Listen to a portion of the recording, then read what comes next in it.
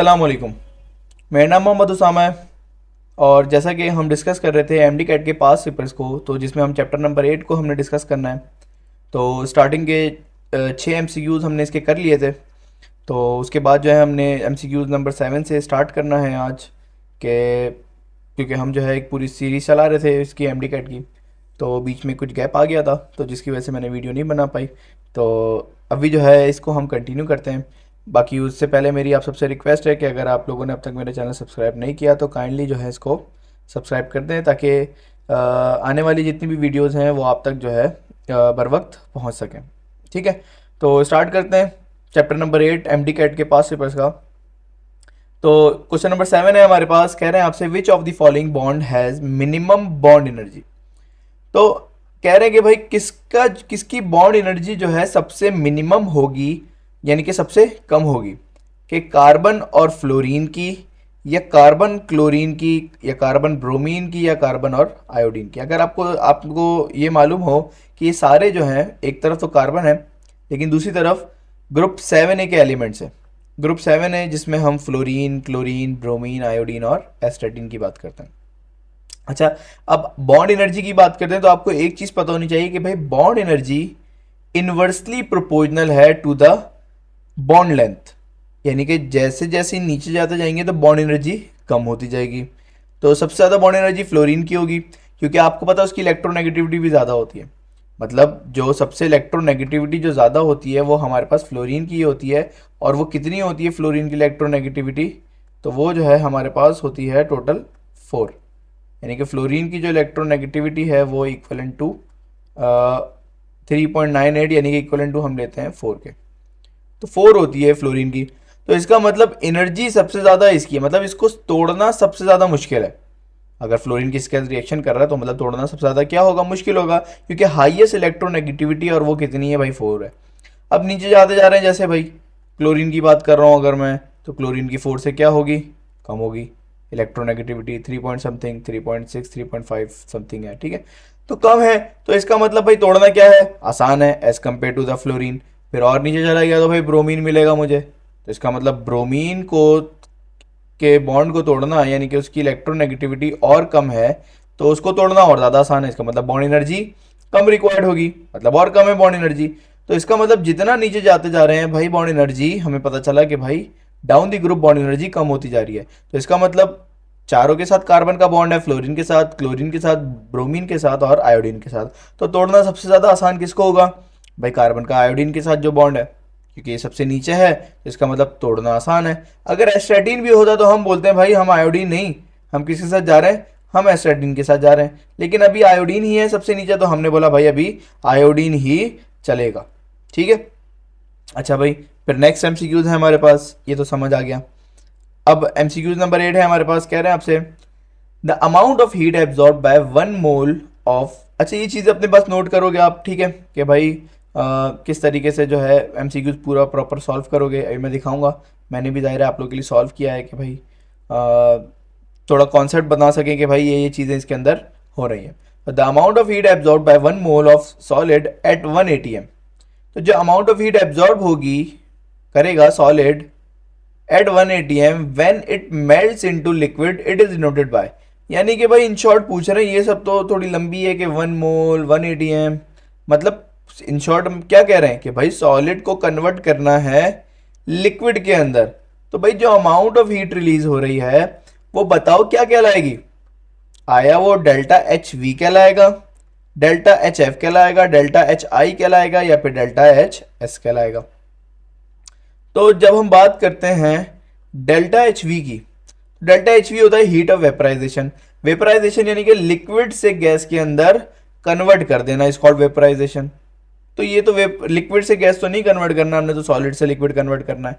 तो delta H F heat of fusion. तो heat of fusion का मतलब होता है भाई सॉलिड टू लिक्विड कन्वर्ट करना, मतलब सॉलिड से कन्वर्ट कर देना किसके अंदर, लिक्विड के अंदर। तो ये करेक्ट ऑप्शन तो लग रहा है हमारे पास, लेकिन फिर भी हम करते क्या है कि भाई सारे एमसीक्यूज पढ़ते हैं। डेल्टा एच आई, तो डेल्टा एच आई तो मुझे भी नहीं पता क्या होता है, क्योंकि बुक के अंदर आज तक ऐसी कोई चीज़ पढ़ी नहीं। अगर होती भी होगी तो इसके बारे में मुझे इल्म नहीं है कि डेल्टा एच आई क्या होता है, तो इन्होंने शायद ऐसे ही लिख दिया हो, मे बी पॉसिबल। या पॉसिबिलिटी के कुछ बनता भी हो, ठीक है। Delta H S sublimation, S यहाँ पे सब्लिमेशन का है। सब्लिमेशन कहते हैं सॉलिड से डायरेक्ट कन्वर्ट करते हैं ना किसके अंदर, गैस के अंदर। तो ये तो नहीं कर रहे, सॉलिड से लिक्विड में के अंदर कन्वर्ट कर रहे हैं, तो इसका मतलब हम जाएंगे किसके साथ, delta H F, heat of fusion के साथ, ठीक है। तो heat of fusion delta H F, यानी कि बी जो है हमारे पास करेक्ट आंसर हो जाएगा। अच्छा भाई नेक्स्ट है, lattice energy of an ionic crystal is the enthalpy of. Lattice energy क्या होती है, तो पहले तो लेटेस्ट एनर्जी पता होनी चाहिए। कह रहे हैं कि भाई amount of heat released when 1 mole of ionic crystal is formed by gaseous atom. जो अमाउंट ऑफ एनर्जी रिलीज होगी, अब रिलीज होगी इसका मतलब रिएक्शन कैसा होगा ये तो पता होना चाहिए, एक्सोथर्मिक होगा या एंडोथर्मिक होगा। तो भाई एक्सोथर्मिक रिएक्शन होगा, क्योंकि एनर्जी क्या हो रही है, रिलीज हो रही है। तो the amount of energy release when 1 mole of ionic crystal is formed by gaseous atom, तो रिलीज होगी तो भाई एक्सोथर्मिक। एक्सोथर्मिक आपको पता है किससे डिनोट करते हैं हम, नेगेटिव साइन से डिनोट करते हैं। तो ये Na पॉजिटिव और Cl यानी कि गैसियस एटम से हमने एक आयोनिक क्रिस्टल बनाया। क्या बनाया भाई, आयोनिक क्रिस्टल, जैसे कि NaCl, क्योंकि NaCl क्रिस्टलाइन सॉलिड होता है और आयन से बना, तो हमने बोला भाई क्या है, आयोनिक क्रिस्टल है। तो जितनी अमाउंट ऑफ हीट रिलीज होगी, देखो एक चीज समझ लो कि कोई चीज बना रहे होते हैं ना, तो reaction most of the time exothermic होगा। लेकिन कोई चीज तोड़ रहा हूं अगर मैं, तो तोड़ने के लिए चाहिए होती है एनर्जी, ठीक है, तोड़ने के लिए चाहिए होती है एनर्जी। तो अगर कोई चीज तोड़ रहा हूं, जैसे अगर इस रिएक्शन को उल्टा कर दूं, NaCl रिएक्टेंट के अंदर आ जाए, Na पॉजिटिव और Cl नेगेटिव प्रोडक्ट के अंदर आ जाए, तो मैं बोलूंगा कि भाई Na को B से ब्रेक कर रहा हूं, Na और Cl को दोनों को B से ब्रेक कर रहा हूं, Na पॉजिटिव हो जाएगा, Cl नेगेटिव हो जाएगा। इसका मतलब तोड़ रहा हूं ना, तो भाई हीट क्या इसको रिक्वायर्ड होगी। तो अब रिक्वायर्ड होगी मतलब एब्जॉर्ब करेगा। अब एब्जॉर्ब करेगा अगर NaCl, तो आपको पता है कि रिएक्शन कैसा होगा, एंडोथर्मिक होगा, क्योंकि ये कहीं ना कहीं से एनर्जी तो मुझे इसको प्रोवाइड करनी पड़ेगी ना नमक को तोड़ने के लिए। अब वो एनर्जी जो है मैं सराउंडिंग से प्रोवाइड करता हूँ, खुद से प्रोवाइड करता हूँ, हीट देके प्रोवाइड कर, जैसे भी कर रहा हूँ भाई प्रोवाइड कर रहा हूँ बस। तो इसको टूटने के लिए एनर्जी चाहिए होगी। और कोई चीज, जब चीज कोई बना रहा होता हूँ, तो ज्यादातर एनर्जी रिलीज होती है। भाई ये द अमाउंट, इसने भी बोल दिया ना कि the amount of energy released when 1 mole of ionic crystal is formed, तो इसका मतलब तो ये हुआ ना कि जब भी फॉर्मेशन होगी तो भाई एनर्जी रिलीज ही होगी। डेफिनेशन में अंडरस्टूड हो गया, ठीक है। तो ये चीज होती है, ये चीज याद रखने वाली है, नोट कर लेना एक जगह। अच्छा फिर नेक्स्ट है हमारे पास लेटेस्ट एनर्जी। पता चल गई कि भाई जब कोई चीज़ बनाएंगे तो वो जो एनर्जी रिलीज होगी तो वो लेटेस्ट एनर्जी कहलाएगी। तो कंबशन तो नहीं, कंबशन का तो कोई जिक्र ही नहीं आया। डिसोसिएशन तोड़ना नहीं भाई, डिसोल्यूशन भी नहीं। फॉर्मेशन, जब बनाने की, क्या बनाएंगे, फॉर्मेशन लिखा हुआ है ना, ionic crystal is formed by gaseous atom, formation हो रही है। तो भाई फॉर्मेशन हो रही है, इसका मतलब ये क्या होगा, फॉर्मेशन की तरफ ही हम जाएंगे, यानी कि ऑप्शन नंबर डी, ठीक है। नेक्स्ट एमसीक्यूज है, एमसीक्यूज नंबर 10 हमारे पास। In standard enthalpy of atomization, heat of surrounding. Atomization, standard enthalpy of atomization क्या होता है, तो कह रहे हैं आपसे कि भाई when heat of 1 mole is absorbed, when heat of 1 mole is absorbed, the element is broken from standard state to gaseous atom. यानी कि जब हमारे पास मैंने अभी बताया कि भाई तोड़ने के लिए क्या चाहिए होती है, एनर्जी चाहिए होती है। तो यही तो बात कर रहे हैं कि भाई when heat of 1 mole is absorb, तो जो एनर्जी चाहिए यानी कि हीट चाहिए, यानी कि एनर्जी चाहिए, heat is the form of energy. तो भाई Cl2 को मुझे तोड़ना है, किसके अंदर, Cl के अंदर। तो जब तोड़ना है, अभी मैंने बताया तोड़ने के लिए क्या चाहिए होती है भाई, एनर्जी चाहिए होती है। अब कहीं से भी दे रहे हैं भाई, मैं बोल रहा हूँ सराउंडिंग से दे रहा हूँ मैं इसको एनर्जी। Cl टूट रहा है, अब सराउंडिंग से एनर्जी ले रहा है, मतलब कमरे के अंदर रख दिया, अब कमरे की एनर्जी को एब्जॉर्ब करके ये क्या कर रहा है, तोड़ रहा है अपने आप को। तो क्या कहलाएगा भाई, ये स्टैंडर्ड इंथैल्पी ऑफ एटमाइजेशन, कि भाई एटम के अंदर अपने आप को ब्रेक कर लेने के लिए जो एनर्जी चाहिए, that is called standard enthalpy of atomization. अब Cl कमरे में रख दिया, मैं बोल रहा हूँ भाई कमरे की एनर्जी थी 1000 जूल, सही है। अब Cl ने कमरे से एनर्जी ले ली और अपने आप को तोड़ लिया, किसके अंदर, Cl के अंदर। अब तोड़ तो लिया, लेकिन कमरे की एनर्जी पहले 1000 थी, अब कम होके भाई कितनी हो गई, कुछ भी होगी, मतलब कम तो होगी ना, 900 950 जितनी भी हो गई, जितनी एनर्जी इसने ली होगी उतनी माइनस कर दूंगा मैं। तो इसका मतलब अब सराउंडिंग की एनर्जी क्या हो गई, कम हो गई। आओ देखते हैं भाई कि कुछ बन रहा है कि नहीं। हीट ऑफ द सराउंडिंग क्या होगी, एनर्जी कम होगी, तो रिमेन्स कांस्टेंट, नहीं इंक्रीज नहीं decrease, option number C. Increase then decrease नहीं, ऐसा तो कोई चक्कर नहीं है कि कोई लॉजिक हो गया भाई पहले इंक्रीज फिर डिक्रीज, सही है, तो ऑप्शन नंबर सी हमारे पास सही आंसर हो जाएगा। अच्छा, delta H will be given a negative sign, delta H will be given a negative sign in, delta H negative किस में होता है, तो ये आपको पता है, अभी हमने पढ़ा काफ़ी दफ़ा कि भाई डेल्टा एच नेगेटिव कब होगा, जब एक्सोथर्मिक रिएक्शन होगा, ठीक है। एंडोथर्मिक में पॉजिटिव होता है, एक्सोथर्मिक में नेगेटिव होता है। Lattice energy of ionic crystal in the is the enthalpy, अब ये वही वाला आ गया फॉर्मेशन वाला जो अभी हमने जो है ऊपर पढ़ा था, ठीक है।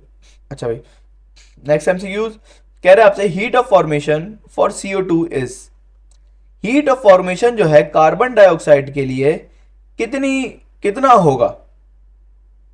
अब एक चीज तो अगर मैं आपको बताऊं, अब ये आपको याद करना पड़ेगा, सही है, कि भाई कितना जो है होता है कार्बन डाइऑक्साइड का हीट ऑफ फॉर्मेशन, कि भाई कार्बन डाइऑक्साइड बनाना है तो कितनी हीट जो है रिक्वायर्ड होगी। अच्छा, एक थोड़ी सी अगर मैं इसमें एक लॉजिक बता सकूं ना, तो वो देखो कि भाई कार्बन डाइऑक्साइड कैसे बनता है, ये तो नॉर्मल रिएक्शन पता होना चाहिए ना, कि भाई कार्बन डाइऑक्साइड कैसे बनता है, जब कार्बन और ऑक्सीजन रिएक्शन करते हैं, तो कार्बन ऑक्सीजन रिएक्शन करेंगे तो भाई क्या बन जाएगा, कार्बन डाइऑक्साइड बन जाएगा। अब एक चीज अगर अभी जहन में हो कि भाई बना रहा हूं मैं कुछ, ठीक है, कार्बन डाइऑक्साइड ये कंबशन रिएक्शन है, किसके साथ रिएक्ट कर रहा है, कार्बन जो है हमारे पास ऑक्सीजन के साथ रिएक्शन कर रहा है। अब जब भी मैंने लास्ट वीडियो के अंदर भी आप लोगों को बताया था कि कंबशन रिएक्शन अगर होगा तो हमारे पास जो रिएक्शन होगा वो एंडोथर्मिक होगा या फिर एक्सोथर्मिक होगा। अब देखो यहां पे मैंने आपको बताया ऊपर कि अभी मोस्ट ऑफ द टाइम जब भी कोई चीज बनाएंगे तो रिएक्शन कैसा होगा, आपके पास एक्सोथर्मिक होगा, ठीक है। तो यहां पे भी आप नोट कर सकते हो कि भाई हम यहां पे क्या कर रहे हैं, कोई चीज बना रहे हैं, तो जब कोई चीज बना रहे हैं रिएक्शन कैसा होगा, एक्सोथर्मिक होगा, ठीक है। ये कंबशन रिएक्शन के लिहाज से भी, जैसे मैंने अभी आपको बोला कि भाई कंबशन रिएक्शन है, उस लिहाज से भी याद रख सकते हो कि कंबशन रिएक्शन होगा तो भाई रिएक्शन जो है ना एक्सोथर्मिक होगा। अच्छा भाई, अब आपको पता है बनाएंगे तो रिएक्शन एक्सोथर्मिक है, और जब तोड़ेंगे तो रिएक्शन क्या होता है, एंडोथर्मिक होता है। तो अगर तोड़ता तो भाई रिएक्शन एंडोथर्मिक, बना रहा हूं तो रिएक्शन एक्सोथर्मिक।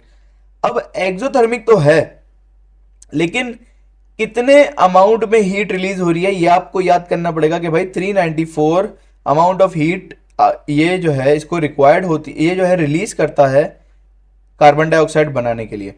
अब देखो एक चीज, अब आपको अगर ये पता है कि भाई कार्बन डाइऑक्साइड कैसे बनेगा, C+O2 से, C+O2 से, मतलब दोनों, इन दोनों को मिला के जो है कार्बन डाइऑक्साइड बनेगा। अब इन दोनों को मैं मिला रहा हूं तो इसका मतलब ये तो समझ आ गया ना कि भाई मिल रहा, कोई चीज बन रही है तो रिएक्शन एक्सोथर्मिक होगा।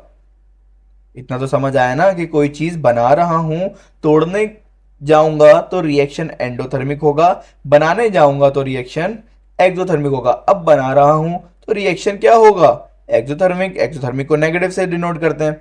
तो इसका मतलब ये हुआ कि भाई इस रिएक्शन के अंदर जो पॉजिटिव वाले हैं, यानी कि ऑप्शन नंबर सी, हो ही नहीं सकता, पॉसिबिलिटी नहीं है। मतलब मैं बोल रहा हूं ना कि भाई आप अभी याद नहीं रखो, अभी मैं बोल रहा हूँ कि उस लिहाज से नहीं जाओ कि यार मुझे याद करना पड़ेगा। अभी देखो ऑप्शन नंबर सी तो हो ही नहीं सकता, यहाँ पे ऑप्शन नंबर बी ये भी पॉजिटिव है, ये भी नहीं हो सकता, तो दो ऑप्शन तो आपके पास ऐसे ही खत्म हो गए।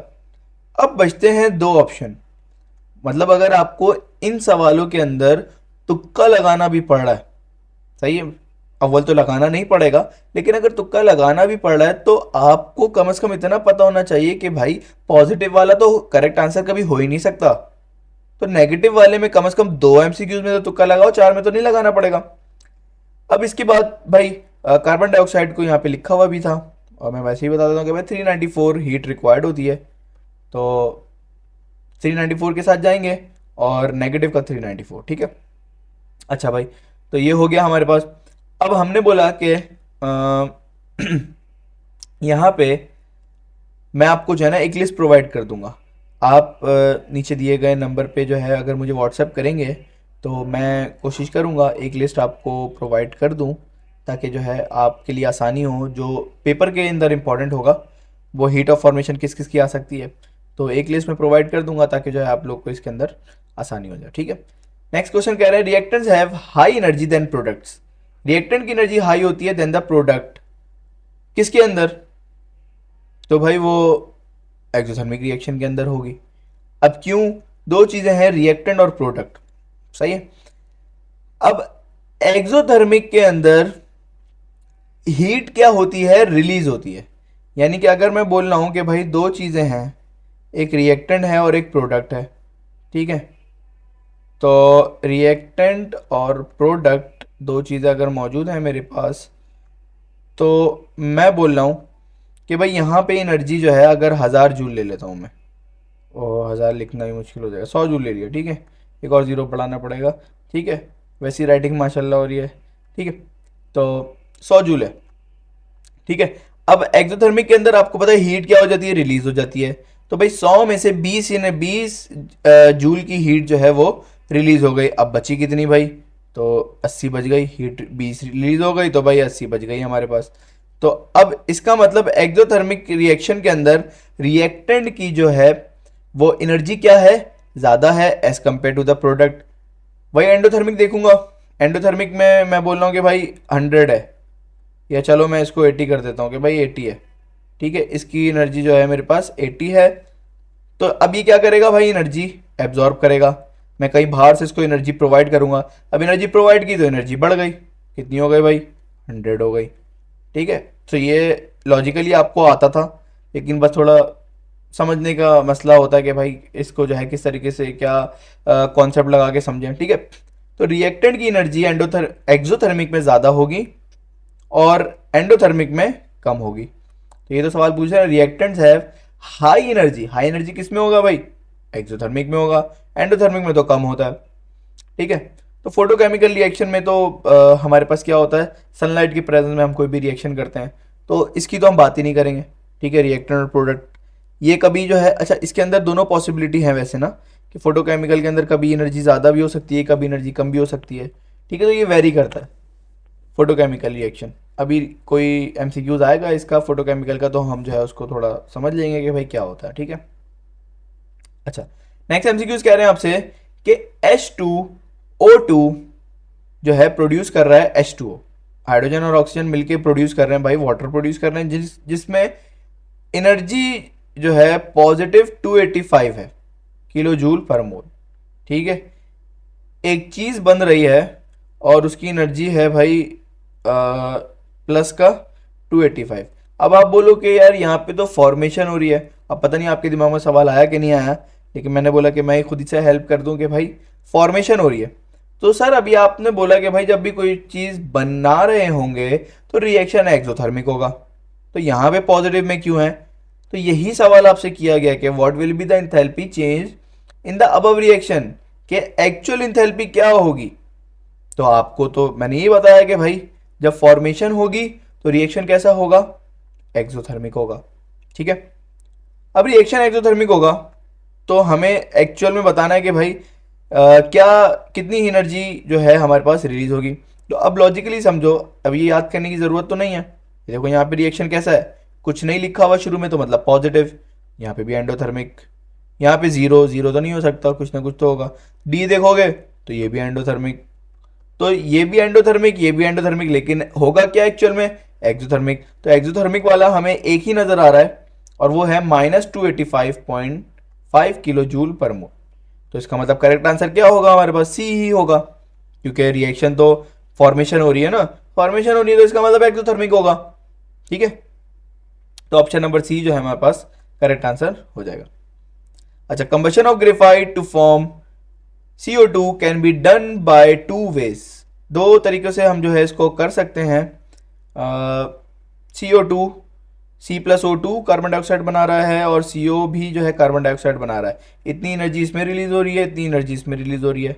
दोनों के अंदर देखो फॉर्मेशन हो रही है तो एक्सोथर्मिक रिएक्शन, और दोनों के अंदर कंबशन रिएक्शन है, एक कार्बन कार्बन आ रहा है, दोनों कंबशन रिएक्शन, तो वो भी एक्सोथर्मिक की पहचान है। ठीक है, तो भाई आगे बढ़ते हैं। What will be the enthalpy of formation of CO. CO की बतानी है, अब CO2 की नहीं बतानी, हमें बतानी है एंथैल्पी किसकी भाई, सीओ की एंथैल्पी बता दीजिए मुझे कि कितनी होगी। आया माइनस इतनी 676 माइनस 110 प्लस पॉजिटिव 110 या फिर पॉजिटिव 676। अच्छा अब देखो समझते हैं, दोनों इक्वेशन को हम क्या करेंगे, सब्ट्रैक्ट करवा देंगे। अब सब्ट्रैक्ट करवाया हमने, हैज़ेस लॉ है एक लॉ, हम देखेंगे इसको कि क्या होता है नेक्स्ट वीडियो के अंदर। तो पहले अभी इसको समझ लेते हैं कि भाई अभी लॉ की ज़रूरत नहीं है, क्योंकि हमें हमें बस जो है वैल्यू निकालनी है। तो दोनों इक्वेशन को हमने सब्ट्रैक्ट करवाया, सब्ट्रैक्टिंग इक्वेशन नंबर 1 एंड 2 दोनों को सब्ट्रैक्ट करवाया। तो जैसे ही ऊपर वाले को नीचे वाले से सब्ट्रैक्ट करवाया, तो हमारे पास रिजल्ट क्या आया, CO2 पॉजिटिव का, प्लस का और माइनस का दोनों क्या हो गया भाई, कैंसिल आउट हो गया। तो CO2 तो कैंसिल आउट हो गया, बचा क्या, एक तरफ कार्बन बचा, और O2 प्लस का और ये माइनस का हाफ O2। तो 1 O2 में से अगर हाफ माइनस करूंगा तो हाफ ही बचेगा, एक में से आधा निकाल दिया, आधा बच गया। साइन बड़े का आता है, 1 बड़ा है, हाफ का साइन नहीं आएगा, बड़े का साइन आता है। तो पॉजिटिव 1 के साथ पॉजिटिव लगा हुआ है, हाफ के साथ नेगेटिव लगा हुआ है, तो 1 बड़ा है तो भाई पॉजिटिव का साइन आ जाएगा। तो C plus half O2, CO यहाँ पे नेगेटिव का है। आपने कभी रिएक्शन के अंदर तो नहीं देखा होगा ना कि भाई नेगेटिव के अंदर जो है वैल्यू आ रही हो, नेगेटिव CH2 माइनस O2, हमेशा प्लस ही आता है ना भाई, केमिस्ट्री 4 साल हो गया पढ़ते हुए।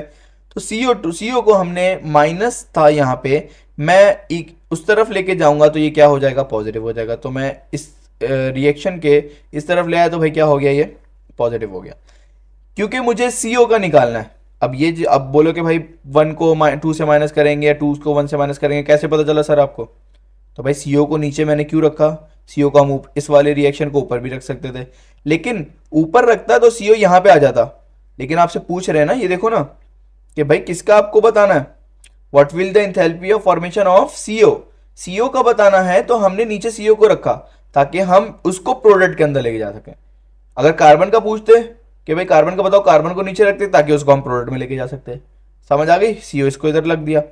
तो अब CO इसको माइनस करवाया तो भाई एंथैल्पी को भी माइनस करवाओगे ना, डेल्टा H को भी माइनस करवा दिया, इसको ऊपर वाले को नीचे वाले से माइनस करवाया, नीचे वाले का साइन चेंज किया सब्ट्रैक्ट करवाने में, तो आ गया माइनस का 110।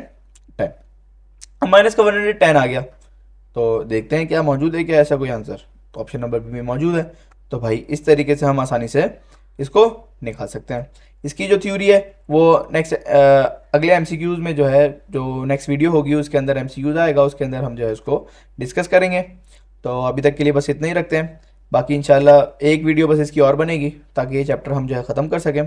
तो अब तक के लिए इतना ही, अपना जो है ख्याल रखिएगा। अल्लाह हाफ़िज़।